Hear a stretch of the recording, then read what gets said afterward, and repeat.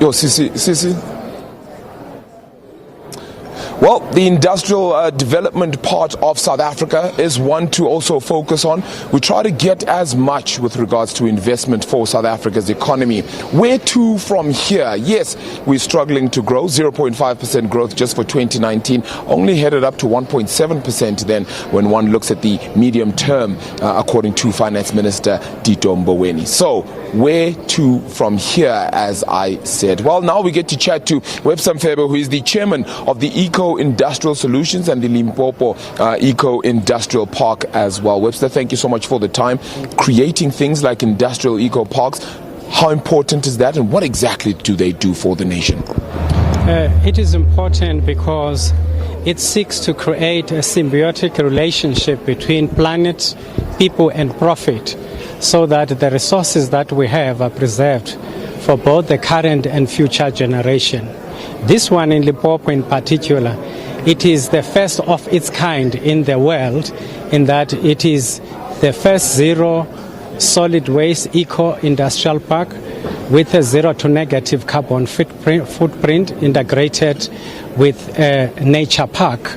And what is also distinctive in the South African context, it is a black-owned initiative, the first of its kind, with 89% black-owned, 57% black female-owned, and 10% of the equity goes to the local community of Musina. It is strategically located 6 kilometers from Byte Bridge in Musina. We are along the North-South Development Corridor. And you might have seen that almost all nations in Africa signed the African Continental Free Trade Agreement.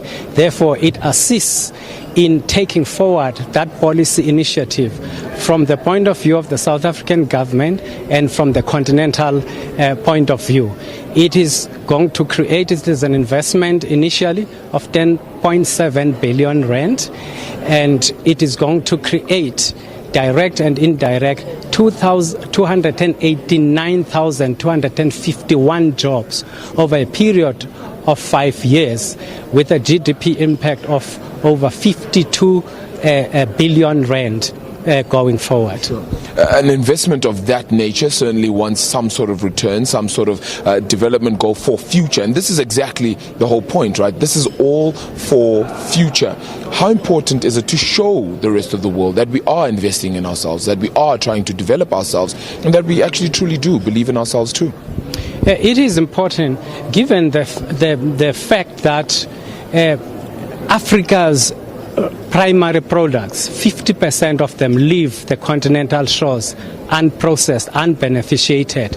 This creates part of the beneficiation infrastructure that is sorely needed in South Africa so that we can beneficiate our primary products before they go out of the country.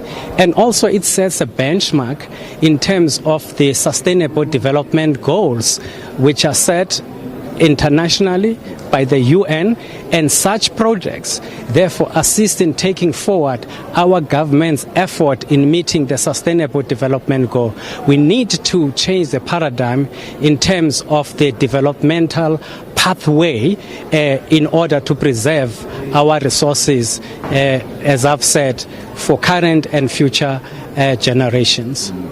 Do you feel that we're getting a sense of understanding exactly where we are when it comes to things like development goals of a different nature, of an energy efficient nature as well? Do you think that we're perhaps catching on? Are we getting the light here? Is the light at the end of the tunnel bright enough for us? I think there's a light at the end of the tunnel because our government is committed, and you would be aware that on environmental issues, South African government has played a major role. It has hosted a number of conferences that speak to those issues. But not all companies are playing along in terms of compliance. We need stricter rules. We need incentives and disincentives. We need to punish those that pollute with impunity, whilst we reward the companies that preserve the environment. The reality of the matter, we have global warming, which is costing companies in terms of finances, in terms of human lives, the rising temperature, the rising sea levels, the floods that we have right at our doorstep. Mozambique, for example, gets flooded every year, among other issues. Those are the real issues which ethical, responsible leadership need to embrace in preserving this planet, as I say, for the current and future generation. There are laws in South Africa, environmental laws.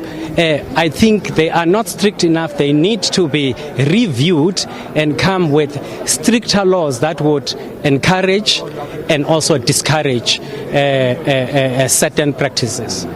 Webster, thank you so much for the time. Really appreciate it. All the best with it, really. Sounds amazing, and I think it's certainly, as I said, a project that we need to harness, certainly for the future. Webster Mfebe there is from Eco-Industrial Solutions there as well, helping us get perhaps a notion and a thought process around the industrial revolution and industrial change, the way eco-friendly solutions are put forward when it comes to our investments. How do we make sure that our future generation grows with not just an industrial nature, but certainly an eco-friendly one?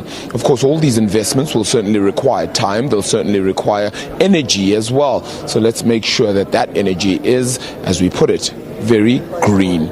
Where to from here is the question that I've kept on asking. Well, we hope to get some answers then from President Cyril Ramaphosa as he continues to make note then of what investment pledges have continued to be made across the day. We are expecting him to perhaps bring out a few more a little bit later on, and we'll get the final number as well with regards to where we are with that 1.2 trillion rand goal for investment pledges for the 2019 South Africa Investment Conference. Nompu, it's back to you in studio.